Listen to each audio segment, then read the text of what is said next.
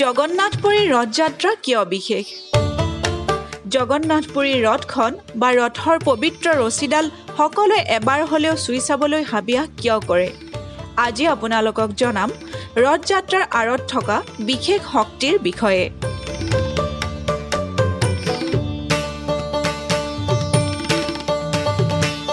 পুৰাণৰ মতে জগন্নাথপুৰীক ধৰাৰ বৈকুণ্ঠ বুলি কোৱা হৈছে।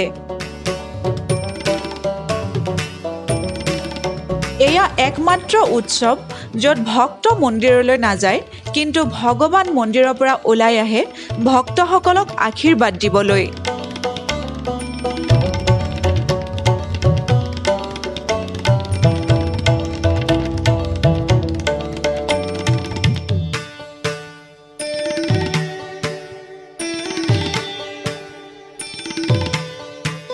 কন্দপুৰাণ অনুযায়ী পবিত্ৰ মনেৰে ৰথযাত্ৰাৰ সমভাগী হ'ব পাৰিলে মনোবাঞ্ছা পূৰণ হয় আৰু এবাৰ ৰথখন দেখা মাত্ৰেই মনৰ সকলো দুখ কষ্ট আঁতৰ হয় বুলি মানি অহা হৈছে।